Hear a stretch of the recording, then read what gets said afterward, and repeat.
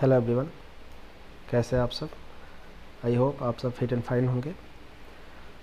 जैसा कि आप स्क्रीन पे देख रहे हैं, आज से हम लोग एक नई सीरीज़ की शुरुआत करने जा रहे हैं। जो किताब आपकी स्क्रीन पे दिख रहा है ये है बीपीएससी घटना चक्र का पूर्वावलोकन। इसमें 38वीं से लेकर 65वीं तक के प्रीवियस ईयर क्वेश्चंस को शामिल किया गया है। हम लोग इसी किताब से 4 महत्वपूर्ण सेगमेंट्स को सॉल्व करेंगे आने वाले अलग अलग वीडियोज़ में, जिसमें हिस्ट्री होगा, साइंस होगा, बिहार स्पेशल और हम लोग पॉलिटी को एक एक करके देखेंगे।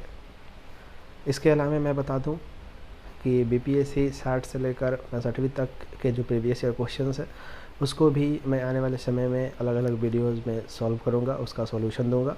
और कुछ बीपीएससी से रिलेटेड और बिहार दरोगा मेंस से रिलेटेड कुछ जो मॉडल सेट आए हैं मार्केट में, काफ़ी जो महत्वपूर्ण है, जो काफ़ी अधिक चर्चा में रहते हैं, तो काफ़ी अधिक पॉपुलर है, उन सेट्स का सॉल्यूशन भी इसी चैनल पर अलग अलग वीडियोज़ में आपको देखने को मिलेगा। एक और बात बता दूं कि ये जो लेक्चर है इसका पीडीएफ आपको मेरे टेलीग्राम चैनल पे इसी नाम से है टेलीग्राम चैनल, उस पर जाकर इसका पीडीएफ आप डाउनलोड कर सकते हैं और वहाँ से जो क्वेश्चन का एक्सप्लेनेशन दिया होता है घटना चक्र में उसको आप पढ़ सकते हैं। यहाँ अगर एक्सप्लेनेशन बताया जाने लगेगा तो वीडियो बहुत अधिक लंबा हो जाएगा। इस वीडियो में हम आधुनिक भारत के इतिहास से संबंधित जो कि इस किताब में लगभग 300 प्लस सिर्फ मॉडर्न इंडिया से ही क्वेश्चन दिए गए हैं, जो बीपीएससी में पिछले कुछ वर्षों में पूछे गए हैं। तो उस क्वेश्चन को जो कि 300 प्लस है उसको हम लोग 50-60 क्वेश्चन करके अलग अलग वीडियो में 60 क्वेश्चन करके हम लोग देखेंगे। और चूँकि एक्सप्लेनेशन बताने से वीडियो लंबा हो जाएगा, इसलिए यहाँ पे सिर्फ क्वेश्चन का आंसर बताया जाएगा और आपको एक्सप्लेनेशन के लिए पीडीएफ दे दिया जाएगा। क्वेश्चन को सॉल्व करने का तरीका ये होना चाहिए कि मेरे साथ आप क्वेश्चन को पढ़िए और ऑप्शन को पढ़िए, या फिर क्वेश्चन को सुनिए और अपना ऑप्शन सिलेक्ट कर लीजिए। देन मेरा जब मैं आंसर बताऊंगा तो उससे आप अपने आंसर को मैच कर लीजिए। क्योंकि ये बीपीएससी का प्रीवियस ईयर क्वेश्चन है, जो कि आधुनिक भारत के इतिहास का आज हम सेट सॉल्व करेंगे। 50-60 क्वेश्चन का ये सेट है, तो आपको यहाँ से मैक्सिमम 70% कम से कम आपका स्कोर होना चाहिए, तब जाकर आपकी तैयारी एक अच्छे स्तर की तैयारी मानी जाएगी। अन्यथा आपकी तैयारी में कहीं ना कहीं कुछ कमी ज़रूर रही होगी, अन्यथा आपका स्कोर 70% अवश्य होता। तो कोशिश करिएगा कि 70% स्कोर हो। जहां आपका जहां क्वेश्चन फंस रहा है, जहां क्वेश्चन सॉल्व नहीं हो रहा है, उसको आप फिर से बुक से पढ़िए और देन इसको सॉल्व करिएगा। ये आपके लिए बहुत फ़ायदेमंद साबित होगा। एक चीज़ जो आपसे मैं उम्मीद करता हूँ वो ये कि आप चैनल को सपोर्ट करिए, वीडियो को कम से कम 4 से 5 ग्रुप्स में शेयर करिए, जिससे कि हमें भी एक मोटिवेशन मिले और आगे आपके लिए और बेहतर वीडियो हम बना सकें। तो बढ़ते हैं और देखते हैं आज के हमारे क्वेश्चन। पहला क्वेश्चन है कि पुर्तगाली उपनिवेश का प्रथम वायसराय भारत में कौन था। पहला ऑप्शन है डियाज, दूसरा ऑप्शन है वास्को डी गामा, तीसरा ऑप्शन है अल्मीरा और चौथा ऑप्शन है अल्बुकर्क। अब अपना आंसर सेलेक्ट कर लीजिए। इसका आंसर है अल्मीरा। डी अल्मीरा इनका पूरा नाम है, डी अल्मीरा इनका पूरा नाम है और ये पुर्तगाली वायसराय, प्रथम पुर्तगाली वायसराय थे भारत में, लेकिन वास्तविक संस्थापक पुर्तगालियों का माना जाता है अल्फांसो द अल्बुकर्क को। नीचे आप देख सकते हैं यहाँ पे एक्सप्लेनेशन दिया हुआ है, आप इसको पीडीएफ से अपना देख लीजिएगा। क्योंकि यहाँ एक्सप्लेनेशन बताने लगेंगे तो आंसर वीडियो काफ़ी लंबा हो जाएगा और 30 मिनट से कम के वीडियो में ही मैं इस सेट को ख़त्म करना चाहता हूँ।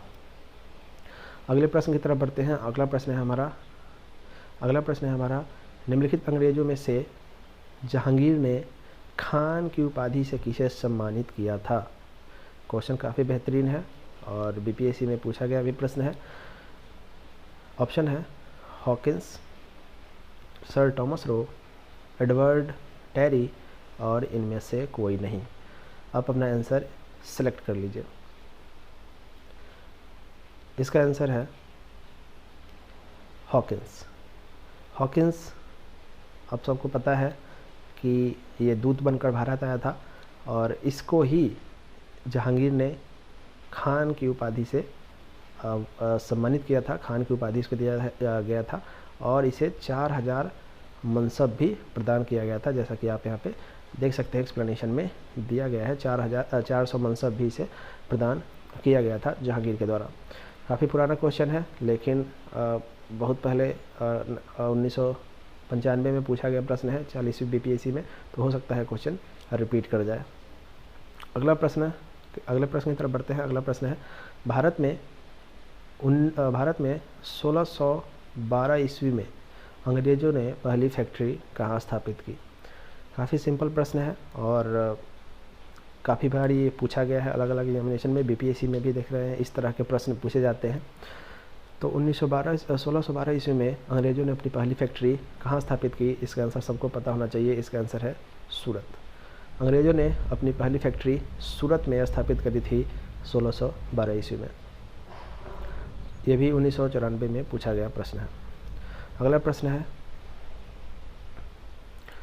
प्रश्न है निम्नलिखित में से प्रथम कर्नाटक युद्ध का तत्कालिक कारण क्या था। प्रथम कर्नाटक युद्ध का तत्कालिक कारण क्या था। आपको पता है कि 3 कर्नाटक युद्ध हुए थे, जिसमें पहला कर्नाटक युद्ध का तत्कालिक कारण आपसे पूछा गया है। ऑप्शन है अंग्रेज़ों और फ्रांसीसियों के बीच प्रतिद्वंद्विता, ऑस्ट्रिया की राजगद्दी की जंग, कर्नाटक की राजगद्दी का मसला और अंग्रेज़ों द्वारा फ्रांसीसी जहाज़ों का अधिग्रहण। आप अपना आंसर सेलेक्ट कर लीजिए। इसका आंसर है अंग्रेज़ों द्वारा फ्रांसीसी जहाज़ों का अधिग्रहण। ये है इस क्वेश्चन का आंसर। पीडीएफ से एक्सप्लेनेशन आप पढ़ सकते हैं। 2000 में पूछा गया प्रश्न है, लेकिन अच्छा प्रश्न है। हो सकता है आने वाले समय में आपको क्वेश्चन रिपीट होता हुआ नज़र आए। अगला प्रश्न है निम्नलिखित में से किस अंग्रेज अधिकारी ने पुर्तगालियों को स्वालल्ली के स्थान पर हराया था।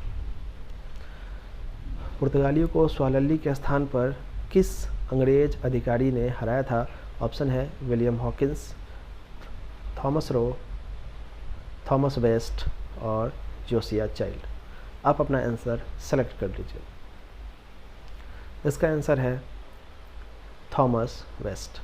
थॉमस वेस्ट ने अंग्रेज़ों को थॉमस वेस्ट जो कि अंग्रेज़ अधिकारी थे, इन्होंने पुर्तगालियों को स्वालल्ली के स्थान पर हराया था। अगले प्रश्न की तरफ बढ़ते हैं। हमारा अगला प्रश्न है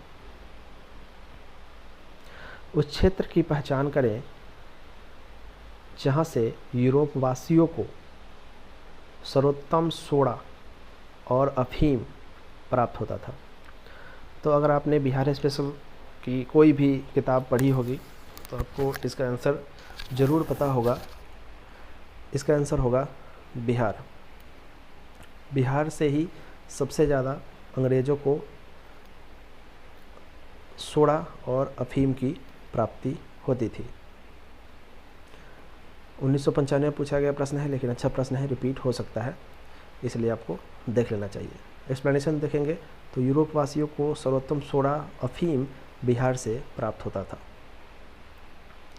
इस तरीके से आप एक्सप्लेनेशन पीडीएफ से पढ़ सकते हैं, काफ़ी फ़ायदेमंद साबित होता है।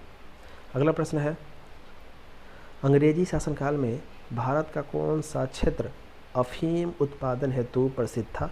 एक बार फिर सोडा और अफीम सेम क्वेश्चन, यहाँ पे वहाँ सोडा और अफीम दोनों दिया हुआ था, यहाँ पे सिर्फ अफीम पूछा गया है, तो इसका भी आंसर होगा बिहार। अंग्रेज़ों के समय में दक्षिणी बिहार जो उस समय था, आज का तो झारखंड हो गया है, तो उस समय दक्षिणी बिहार से काफ़ी मात्रा में सोडा की प्राप्ति होती थी। सोडा एक बारूद की तरह होता है जिससे बम वगैरह बनाने में जिसका इस्तेमाल किया जाता था। अगले प्रश्न की तरफ बढ़ते हैं। अगला प्रश्न है इलाहाबाद की संधि के बाद रॉबर्ट क्लाइव ने मुर्शिदाबाद का उपदीवान किसे बनाया था। क्वेश्चन काफ़ी बेहतरीन है और काफ़ी टारगेटेड ये प्रश्न है और बहुत बार बीपीएससी में पूछा गया है और अदर पीसीएस एग्जामिनेशन में भी ये क्वेश्चन काफ़ी पूछा गया है। इसका आंसर बताइए। ऑप्शन है मोहम्मद रजा खान, राय दुर्लभ, शिताब राय या सैयद गुलाम हुसैन। इसका आंसर क्या होगा? इसका आंसर होगा मोहम्मद रजा खां। मोहम्मद रजा खां इस क्वेश्चन का सही आंसर होगा। मोहम्मद रजा खां को ही रॉबर्ट क्लाइव ने मुर्शिदाबाद, जो उस समय बंगाल था, का उप दीवान नियुक्त किया गया था। मैं बता दूं कि जो सिताब राय हैं इनको बिहार का उप दीवान बनाया गया था। सिताब राय को बिहार का उप दीवान बनाया गया था। अगले प्रश्न की तरफ बढ़ते हैं। अगला प्रश्न है, थोड़ा जल्दी देखेंगे दोस्तों, नहीं तो वीडियो काफ़ी लंबा हो जाएगा। सम्राट शाह आलम द्वितीय ने ईस्ट इंडिया कंपनी को बंगाल, बिहार तथा उड़ीसा की दीवानी कब प्रदान की थी? यहाँ पे डेट सहित पूछा गया है। कब प्रदान की थी? शाह आलम द्वितीय ने बंगाल, बिहार और उड़ीसा की दीवानी कब प्रदान की थी? ऑप्शन है 12 अगस्त 1765, 29 अगस्त 1765, 18 अगस्त 1765 और 21 अगस्त 1765। इसका सही आंसर क्या होगा? इसका सही आंसर है 12 अगस्त 1765। 12 अगस्त 1765 को सम्राट शाह आलम द्वितीय ने ईस्ट इंडिया कंपनी को बंगाल, बिहार और उड़ीसा की दीवानी प्रदान की थी। बढ़ते हैं अगले प्रश्न की तरफ। अगला प्रश्न है मुग़ल बादशाह बहादुर शाह जफ़र के बारे में कहा जाता है था कि उसके साम्राज्य की सीमा थी। क्वेश्चन काफ़ी बेहतरीन है, एक बार फिर से क्वेश्चन को पढ़िए। मुग़ल बादशाह बहादुर शाह जफ़र के बारे में कहा जाता था कि उसके साम्राज्य की सीमा कहाँ से कहाँ तक थी। ऑप्शन है चांदनी चौक से पालम, पेशावर से बिहार, दिल्ली से बिहार और पेशावर से वाराणसी। क्या होगा इसका आंसर? आंसर अपना सेलेक्ट कर लीजिए। इसमें ई ऑप्शन भी है, उपरोक्त में से कोई नहीं या एक से अधिक। ये क्वेश्चन मैं आपको बता दूं कि 64वीं बीपीएससी का पूछा गया यह प्रश्न है और इसका आंसर आप देख सकते हैं, यहाँ पे स्टार लगाया गया है, यानी कि आंसर में इसके कुछ ज़रूर विवाद रहा होगा। इस क्वेश्चन के एक्सप्लेनेशन को जो आप पढ़ेंगे तो आप लिखा हुआ है बहादुर शाह जफ़र के बारे में नहीं, बल्कि मुग़ल शासक शाह आलम द्वितीय के बारे में। फ़ारसी में यह कहावत थी कि सल्तनत शाह आलम अज दिल्ली ता पालम, अर्थात शाह आलम के काल में मुग़ल साम्राज्य सिकुड़ते सिमटते दिल्ली के लाल किले से पालम गांव तक रह गया था।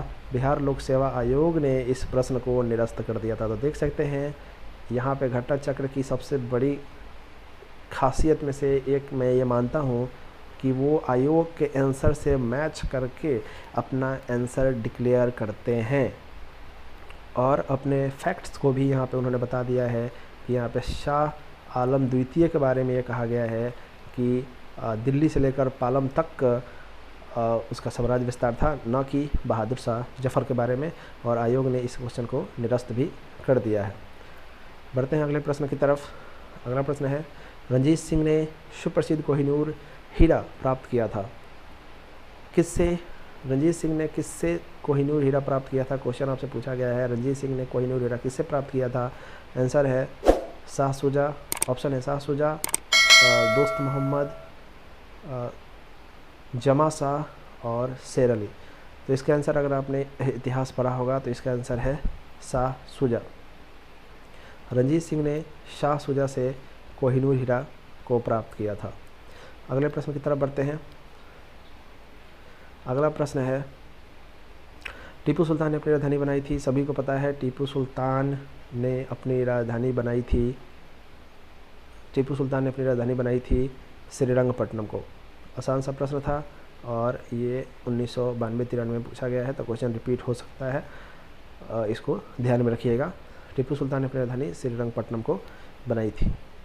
अगले प्रश्न की तरफ बढ़ते हैं। अगला प्रश्न है, अंग्रेज़ों ने श्रीरंगपट्टनम की संधि किसके साथ की थी? श्रीरंगपट्टनम की संधि आपको पता है कि 4 आंग्ल मैसूर युद्ध हुए थे, जिसमें पहला हुआ था आपका 1667 से 69, फिर आपका हुआ था 80 से 84, फिर हुआ था 90 से 92, और एक हुआ था 1700, माफ़ कीजिएगा 1700 होगा, 1700, फिर 1799। तो ये 4 आंग्ल मैसूर युद्ध हुए थे, और जो चौथा युद्ध था आंग्ल मैसूर युद्ध का, उसमें टीपू सुल्तान की मृत्यु हुई थी। लेकिन श्रीरंगपट्टनम की संधि किस के साथ की गई थी, यहाँ पे पूछा गया है। ऑप्शन है आपका हैदर अली, टीपू सुल्तान, डुप्ले और नंदराज। इसका आंसर होगा टीपू सुल्तान। टीपू सुल्तान के साथ तृतीय आंग्ल मैसूर युद्ध 1790 से 92 का अवसान श्रीरंगपट्टनम की संधि से ही 1792 में हुई थी। यहाँ से आप देख सकते हैं, एक्सप्लेनेशन को आप PDF से निश्चित तौर पे पढ़ लीजिएगा। अगले प्रश्न की तरफ बढ़ते हैं। अगला प्रश्न है, द्वैत शासन का जनक किसे माना जाता है? सभी को पता है, द्वैत शासन का जनक माना जाता है रॉबर्ट क्लाइव को। आप क्वेश्चन को पढ़ते चलिए और ऑप्शन को अपने सेलेक्ट करते चलिए और मेरे आंसर से अपने आंसर को मिलाते चलिए, तभी आपके क्वेश्चन सॉल्व करने का फ़ायदा मिलेगा। यहाँ पे फिर देखिए एक बार आयोग का आंसर कुछ अलग दिया गया है। BPSC 2016 का प्रश्न है, और यहाँ पे द्वैत शासन का जनक बताया गया है घटनाचक्र किताब में सर लियोनिल कर्टिस को। इसके पीछे के तर्क की अगर बात करें, विवादित प्रश्न है तो इसके एक्सप्लेनेशन को पढ़ना आवश्यक है। सर लियोनिल कर्टिन को द्वैत शासन का जनक माना जाता है। भारत सरकार अधिनियम 1919 द्वारा प्रांतों में दोहरी शासन प्रणाली आरंभ की गई। इसमें प्रांतीय विषयों को 2 भागों में बांटा गया, आरक्षित विषय और हस्तांतरित विषय। तो यहाँ पे 1919 के द्वैत शासन की बात कर रहा है, इस हिसाब से इसका आंसर हो जाएगा सर लियोनिल कर्टिस। अगले प्रश्न की तरफ बढ़ते हैं। अगला प्रश्न है, भारत में प्रथम रेल लाइन किस ब्रिटिश गवर्नर के समय में बिछाई गई थी? तो इसका आंसर होगा, आपको पता है, ऑप्शन है लॉर्ड डलहौजी, वेलेस्ली कर्जन और लॉर्ड लिटन। तो इसका आंसर हो जाएगा लॉर्ड डलहौजी, ऑप्शन ए इसका सही हो जाएगा। अगले प्रश्न की तरफ बढ़ते हैं। अगला प्रश्न है, मुंगेर का बरहिया ताल विरोध का उद्देश्य क्या था? मुंगेर का बरहिया ताल विरोध का उद्देश्य क्या था? ऑप्शन है बकास्त भूमि की वापसी की मांग, मुस्लिम किसानों का शोषण बंद हो, जमींदारी प्रथा की समाप्ति और वर्ग युद्ध की शुरुआत करना। तो ये ऑप्शन है, अपना आंसर आप सेलेक्ट कर लीजिए। तो इसका सही आंसर है ऑप्शन ए, बकास्त भूमि की वापसी की मांग। बकास्त भूमि की वापसी की मांग को लेकर बरहिया ताल विरोध किया गया था, जो कि मुंगेर में बिहार में हुआ था। 94 का पूछा गया प्रश्न है, हो सकता है रिपीट हो जाए। अगले प्रश्न की तरफ बढ़ते हैं। अगला प्रश्न है, 1857 में भारत का गवर्नर जनरल कौन था? अब सभी को पता है, अगर आपने इतिहास पढ़ा होगा तो 1857 के समय में जो भारत का गवर्नर जनरल था वो था Lord Canning. Lord Canning, option C इसका सही आंसर हो जाएगा। लॉर्ड कैनिंग 1857 में भारत का गवर्नर जनरल था। अगले प्रश्न की तरफ बढ़ते हैं। अगला प्रश्न है, अंग्रेजी भारतीय सेना में चर्बी वाले कारतूसों से चलने वाली एनफील्ड राइफल कब शामिल की गई थी? काफ़ी बेहतरीन प्रश्न है, और इस तरह के प्रश्न हमेशा आप देख सकते हैं कि यहाँ पे मंथ वाइज ही पूछे जाते हैं, थोड़ा सा क्वेश्चन को ट्रिपिकल बनाने के लिए, और ऐसे क्वेश्चन हमेशा से पूछे जाते रहे हैं BPSC में, इसलिए इस क्वेश्चन को आपको बहुत अच्छे से करना है। क्वेश्चन फिर से पढ़िए, अंग्रेजी भारतीय सेना में चर्बी वाले कारतूस से चलने वाली एनफील्ड राइफल को कब शामिल किया गया था? ऑप्शन है नवंबर 1856, जनवरी 1857, दिसंबर 1856 और फरवरी 1857। तो इसका सही आंसर क्या है? इसका सही आंसर होगा बी, दिसंबर 1856 दिसंबर 1856 में एनफील्ड राइफल को शामिल किया गया था, जिसमें चर्बी वाले कारतूस का इस्तेमाल किया जाता था। और इस बात की काफ़ी बड़ी इसी के कारण ये भी एक बहुत महत्वपूर्ण कारण था 1857 के विरोध में। 1857 के का जो विद्रोह हुआ था उसमें ये भी एक काफ़ी महत्वपूर्ण कारण था, जिसमें चर्बी वाले कारतूस और चर्बी जो होती थी, ये ऐसा हल्ला हो गया था, या तो गाय की होती थी या फिर सूअर की चर्बी इसमें होती थी, जिसके कारण 1857 के विद्रोह में इसने भी एक आग में घी डालने का काम किया। बढ़ते हैं अगले प्रश्न की तरफ। अगला प्रश्न है हमारा, 1857 के विद्रोह का नेतृत्व बिहार में किसने किया था? 1857 के विद्रोह का नेतृत्व बिहार में सबको पता है। ऑप्शन है खान बहादुर खान, तात्या टोपे, रानी राम कुंवारी और कुंवर सिंह। तो इसका आंसर सबको पता है, ऑप्शन बी, कुंवर सिंह ने बिहार में 1857 के विद्रोह का नेतृत्व किया था। बढ़ते हैं अगले प्रश्न की तरफ। अगला प्रश्न है, जगदीशपुर के किस व्यक्ति ने 1857 के विप्लव में क्रांतिकारियों का नेतृत्व किया था? क्वेश्चन बेसिकली ये पूछा जा रहा है कि जगदीशपुर में 1857 के विद्रोह का नेतृत्व किसने किया था? सभी को पता है, ऑप्शन ए, इसका भी आंसर कुंवर सिंह हो जाएगा। तो इस तरीके के साधारण प्रश्न भी लगातार बीपीएससी में पूछे जा रहे हैं। देख सकते हैं आप, यहाँ पे 2008 का ये प्रश्न पूछा गया था। अगला प्रश्न है, कुंवर सिंह राजा थे, कहाँ के राजा थे कुंवर सिंह? बच्चे इसमें कंफ्यूज कर जाते हैं, लेकिन काफ़ी सिंपल प्रश्न है। और आरा और जगदीशपुर में कंफ्यूज कर, यहाँ पे खैर आरा नहीं है, ऑप्शन में यहाँ पे दिया गया है हमीरपुर, धीरपुर, रामपुर और जगदीशपुर। अगर यहाँ पे आरा किसी ऑप्शन में दिया होता ऑप्शन, तो बच्चे कंफ्यूज कर जाते हैं, लेकिन इसका आंसर होगा ऑप्शन सी, जगदीशपुर। कुंवर सिंह ने जगदीशपुर में विद्रोह का नेतृत्व किया था। आपको बिल्कुल भी इसमें कंफ्यूज नहीं होना है। बढ़ते हैं अगले प्रश्न की तरफ। अगला प्रश्न है हमारा, कुंवर सिंह ने अंग्रेजों के खिलाफ 1857 के विद्रोह में किस जगह शामिल हुए थे?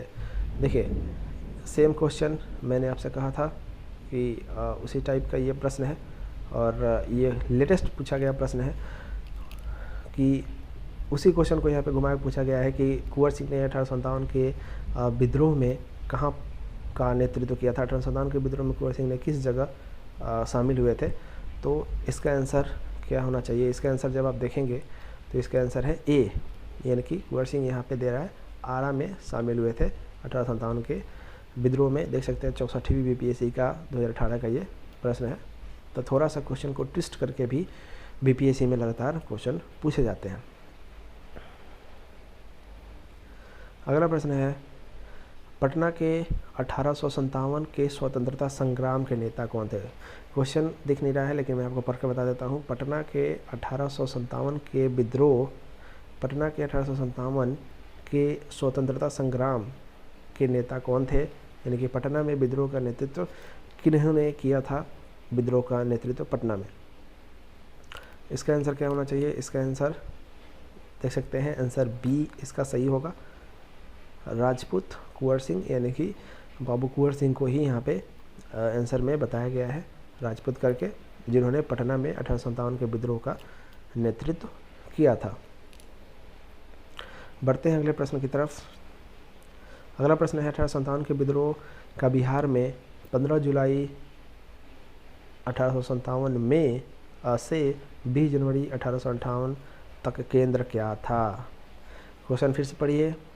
1857 के विद्रोह का बिहार में 15 जुलाई 1857 से 20 जुलाई 1858 तक केंद्र क्या था? ऑप्शन है रामपुर, धीरपुर, हमीरपुर और जगदीशपुर। तो इसका भी आंसर आप सबको पता होना चाहिए। आंसर इसका होगा बिल्कुल डी, सही आंसर होगा जगदीशपुर, जिसका नेतृत्व कर रहे थे बाबू कुंवर सिंह। अगला प्रश्न है, जगदीशपुर के राजा कौन थे? तो बहुत आसान सा प्रश्न है। जगदीशपुर के राजा कौन थे? ऑप्शन में आप देख सकते हैं, नाना साहेब कानपुर से थे, लक्ष्मीबाई झांसी देख रही थी, तात्या टोपे नाना साहब के साथ ही थे, और कुंवर सिंह जो थे वो जगदीशपुर के उस समय राजा थे, और ये एक जमींदार थे, और कुछ गिने चुने जमींदार में से कुंवर सिंह भी थे जिन्होंने 1857 के विद्रोह में भाग लिया था। अगले प्रश्न की तरफ बढ़ते हैं। अगला प्रश्न है, कुंवर सिंह ने 1857 के विद्रोह का नेतृत्व किस प्रांत में किया? तो देख सकते हैं क्वेश्चन एक बार फिर बहुत ही सिंपल सा, कुंवर सिंह ने 1857 के विद्रोह का नेतृत्व किस प्रांत में किया? क्वेश्चन सेम है, घुमा घुमा कर पूछा जा रहा है, सभी को पता है। ऑप्शन सी इसका सही आंसर हो जाएगा। बिहार में कुंवर सिंह ने 1857 के विद्रोह का नेतृत्व किया था। अगले प्रश्न की तरफ बढ़ते हैं। अगला प्रश्न है, 1857 के विद्रोह का नेतृत्व बिहार में किसने किया? फिर क्वेश्चन सेम, थोड़ा सा सिर्फ अलग अलग साल में अलग अलग लैंग्वेज के साथ क्वेश्चन पूछा गया है। फिर से वही क्वेश्चन के 1857 के विद्रोह में बिहार का नेतृत्व किसने किया था? तो इसका भी आंसर आपको पता है, इसका भी आंसर आपका होगा कुंवर सिंह। कुंवर सिंह बी इसका आंसर सही हो जाएगा। एक ही क्वेश्चन को अलग अलग समय में अलग अलग प्रकार से घुमा घुमा कर पूछा गया है। अगले प्रश्न की तरफ बढ़ते हैं। अगला प्रश्न है निम्नलिखित में से कौन सा 1857 के विद्रोह में अंग्रेजों का सबसे कट्टर दुश्मन था? निम्नलिखित में से कौन सा 1857 के विद्रोह में अंग्रेजों का सबसे कट्टर दुश्मन था? तो इसका आंसर क्या होगा? पहला ऑप्शन है मौलवी अहमदुल्ला शाह, दूसरा ऑप्शन है मौलवी इदादुल्लाह, तीसरा ऑप्शन है मौलाना फजलह खैराबादा, और चौथा ऑप्शन है नवाब लियाकत अली। अपना आंसर सिलेक्ट कर लीजिए। इसका सही आंसर होगा मौलवी अहमदुल्ला शाह। ऑप्शन ए इस क्वेश्चन का सही होगा, मौलवी अहमदुल्ला शाह। और ये 2001 में पूछा गया प्रश्न है, थोड़ा सा टिपिकल प्रश्न है, इसलिए ऐसे प्रश्न को आपको ध्यान में रखकर चलना है, अच्छे से याद करना है। और ऐसे प्रश्न का एक्सप्लेनेशन आप ज़रूर पढ़ लीजिएगा। पीडीएफ आपको टेलीग्राम चैनल से मिल जाएगा, जिसका लिंक आपको डिस्क्रिप्शन बॉक्स में दे दिया जाएगा।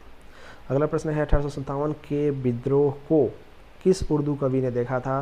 तो अच्छा प्रश्न है, लेकिन इसे मैं सिंपल प्रश्न ही कहूँगा, और इसका आंसर होगा गालिब।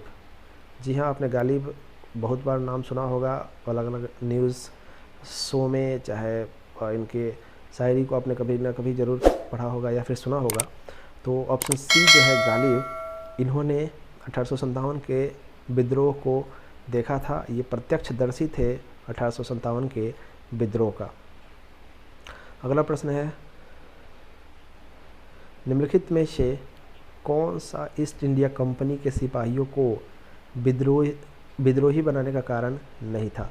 यहाँ पे पूछ रहा है कि 1857 के विद्रोह का इनमें से कौन सा कारण नहीं था। पहला ऑप्शन है ईसाई धर्म फैलाने के लिए कंपनी के अधिकारियों का प्रयास, जहाज पर यात्रा करने के लिए सिपाहियों को आदेश, भत्ते की रोकथाम, अधिकारियों की अक्षमता, और ऑप्शन ई भी है इनमें से कोई नहीं या एक से अधिक। तो पहला ऑप्शन अगर आप पढ़ेंगे तो ईसाई धर्म फैलाने के लिए कंपनी के अधिकारियों का प्रयास, तो ये तो बिल्कुल कारण था। जहाज़ पर यात्रा करने के लिए सिपाहियों को आदेश, ये भी कारण था, क्योंकि वो जो सिपाही थे इसे अशुभ मानते थे। भत्ते की रोकथाम भी ये कारण था कि इतनी शिद्दत के साथ कंपनी की सेवा कर रहे हैं लेकिन भत्ता रोका जा रहा है। लेकिन ये ऑप्शन नहीं था अधिकारियों की अक्षमता, इसलिए इसका आंसर डी सही हो जाएगा। अधिकारी अंग्रेज जो थे वो असक्षम नहीं थे, जिसके कारण से विद्रोह हो जाता, ये इसका कारण नहीं था। अधिकारियों की अक्षमता इसका कारण नहीं था, इसलिए इसका आंसर डी सही हो जाएगा आपका पूरी तरीके से। ऑप्शन डी इसका सही हो जाएगा। अगला प्रश्न है, और ये काफ़ी बेहतरीन प्रश्न है, इसको अच्छे से पढ़िएगा। निम्नलिखित वर्गों में किसने 1857 के विद्रोह में भाग नहीं लिया था? काफ़ी ये विवादित प्रश्न रहा है बीपीएससी के दृष्टिकोण से, और इसका आंसर काफ़ी बार ऐसे प्रश्न का आंसर आयोग जो है आंसर की में बदल देता है, जिसका कारण काफ़ी समस्या हो जाती है। क्वेश्चन है निम्नलिखित वर्गों में से किसने 1857 के विद्रोह में भाग नहीं लिया था? ऑप्शन है खेतिहर मजदूर, साहूकार, कृषक या जमींदार। देख सकते हैं कोड में आंसर दिया है। पहला ऑप्शन केवल ए है, दूसरा ए और बी दोनों, तीसरा केवल बी, और चौथा ऑप्शन है बी और डी। इसका आंसर आपके हिसाब से क्या होना चाहिए? अपना आंसर आप सेलेक्ट कर लीजिए। इसका आंसर है डी, यानी कि 2 और 4।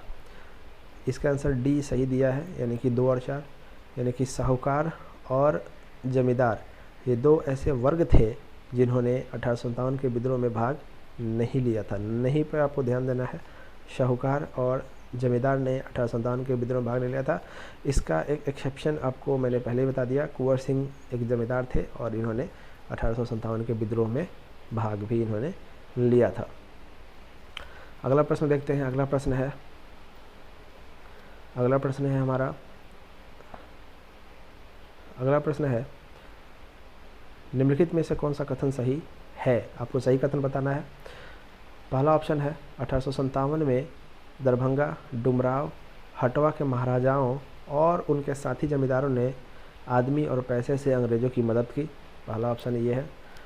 दूसरा है 1857 में दरभंगा, डुमराव, हटवा के महाराजाओं और उनके साथी जमींदारों ने अंग्रेज़ों से आदमियों से अंग्रेज़ों की मदद की, पैसे से नहीं की।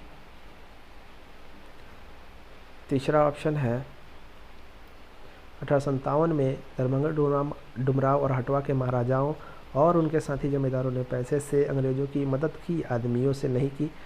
और चौथा ऑप्शन है 1857 में दरभंगा, डुमराव, हटवा के महाराजाओं और उनके साथी जमींदारों ने अंग्रेज़ों का विरोध किया। तो इस तरीके से आप देख सकते हैं कि क्वेश्चन में बेसिकली ये पूछना चाह रहा है कि जो दरभंगा, डुमराव और हटवा के महाराजा थे और उनके साथी थे, क्या इन्होंने अंग्रेज़ों की मदद पैसे और आदमी दोनों तरीके से की, या सिर्फ पैसे से की, या सिर्फ आदमी से की, या दोनों से ही नहीं की?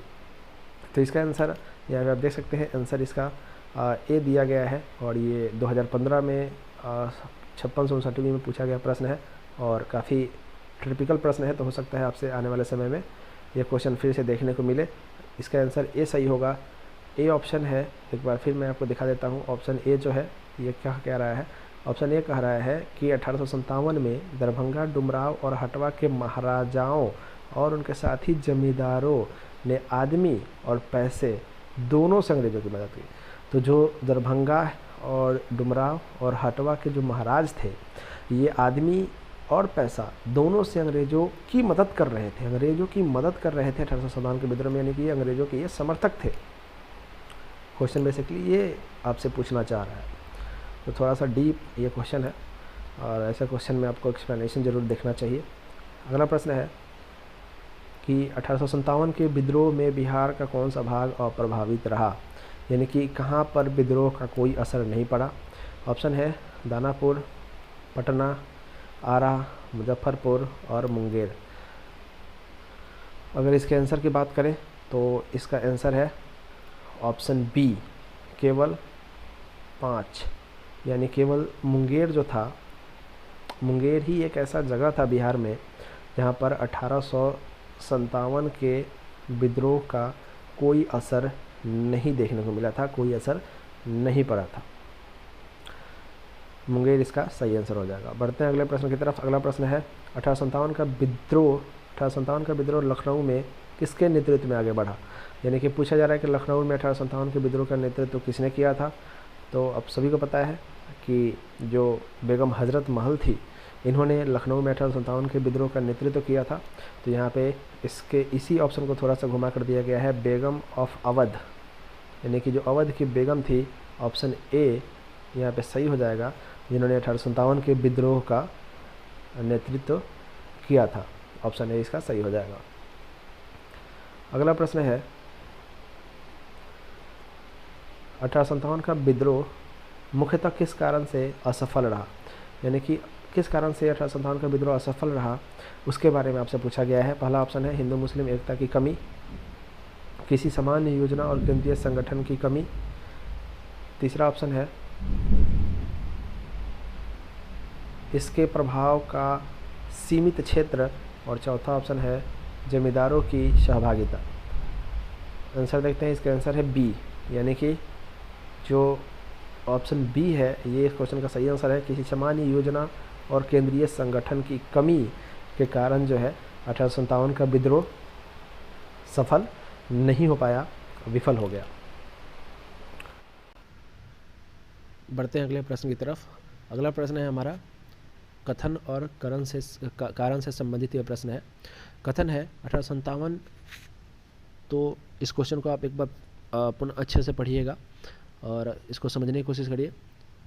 क्वेश्चन है और कथन कह रहा है कि 1857 में प्रथम स्वतंत्रता संग्राम ब्रिटिश सरकार से स्वतंत्रता प्राप्त करने में असफल रहा, और इसका कारण बताया गया है कि बहादुर शाह जफर के नेतृत्व में जनसहयोग नहीं मिला था और अधिकांश महत्वपूर्ण रियासतों के शासक उनका साथ देने में कतरा गए। क्या कथन और कारण सही है? क्या इसकी व्याख्या सही तरीके से हो रही है? इसके अगर आंसर की बात करें तो इसका आंसर दिया गया है ए, यानी कि दोनों ए और कथन और कारण दोनों सत्य हैं, और जो कारण है कथन का सही स्पष्टीकरण भी है, यानी कि सही तरीके से उसकी व्याख्या भी कर रहा है और दोनों सही भी है। वीडियो लंबा हो रहा है दोस्तों, थोड़ा सा हम जल्दी अब करेंगे, क्वेश्चन को सॉल्व करेंगे। अगला प्रश्न है महारानी विक्टोरिया ने भारतीय प्रशासन को ब्रिटिश ताज के नियंत्रण में लेने की घोषणा कब की थी? ऑप्शन दिया है, पहला ऑप्शन है 1 नवंबर 1858, दूसरा है 31 दिसंबर 1857, तीसरा ऑप्शन है 6 जनवरी 1958 या 17 नवंबर 1859। इसका आंसर क्या होगा? फिर से एक बार ऑप्शन को पढ़ लीजिए। ब्रिटिश ताज के नियंत्रण में लेने की घोषणा कब की गई थी?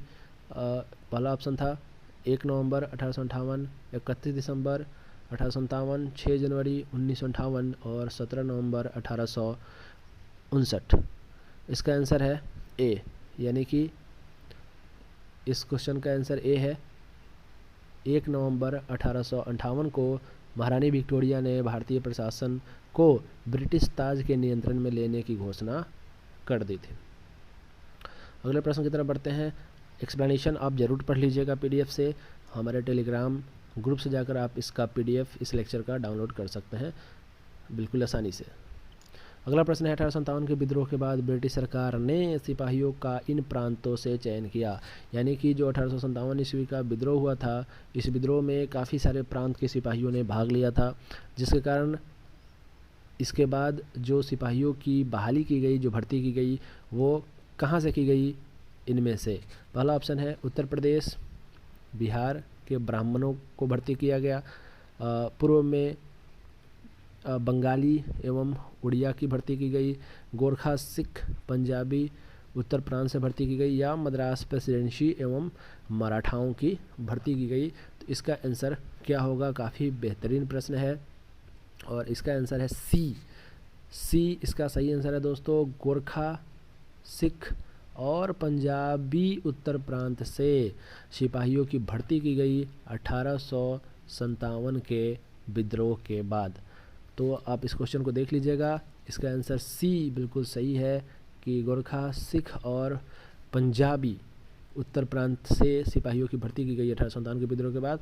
ऐसा इसलिए किया गया क्योंकि इन प्रांतों के जो सिपाही थे, सबसे कम विद्रोह की जो भावना थी इनमें देखी गई थी, और जिसके कारण ब्रिटिश हुकूमत ने इन पर अपना विश्वास दिखाया विद्रोह के बाद। अगला प्रश्न है निम्नलिखित में से किसने 1857 के विद्रोह को एक षड्यंत्र की संज्ञा दी थी? षड्यंत्र की संज्ञा किसने दी थी 1857 के विद्रोह को? पहला ऑप्शन है सर जेम्स आउटरम और डब्ल्यू टेलर, दूसरा ऑप्शन है सर जॉन के, तीसरा ऑप्शन है सर जॉन लॉरेंस और चौथा ऑप्शन है DR हॉल्मस।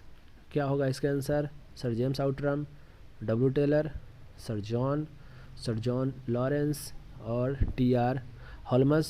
अगर इसके आंसर की बात करें तो इसका आंसर ए है, ए इसका सही आंसर है। सर जेम्स आउटरम और डब्ल्यू टेलर ने 1857 के विद्रोह को षड्यंत्र की संज्ञा दी थी, षड्यंत्र की संज्ञा दी थी। आपसे पूछा जा सकता है, क्वेश्चन रिपीट हो सकता है, 1995 में पूछा गया प्रश्न है, हो सकता है फिर से पूछ दिया जाए कि 1857 के विद्रोह को षड्यंत्र किसने कहा था, तो जेम्स आउटरम और डब्ल्यू टेलर ने षड्यंत्र कहा था 1857 के विद्रोह को।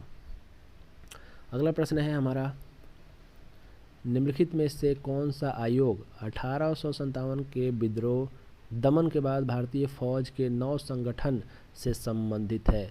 यानी कि 1857 का जब विद्रोह हुआ तो उसके बाद भारतीय फौज के नौ संगठन यानी कि नौ संगठित करने के लिए भारतीय फौज को किस आयोग का गठन किया गया था? इनमें से पहला है पब्लिक सर्विस आयोग, दूसरा है पील आयोग, तीसरा है हंटर आयोग और चौथा है साइमन कमीशन। तो इसका आंसर क्या होगा? इसका आंसर आप सिलेक्ट कर लीजिए। इसका आंसर होगा बी, बिल्कुल सही जवाब होगा पील आयोग। पील आयोग का गठन किया गया था, अंग्रेज़ों के द्वारा ही इसका गठन किया गया था।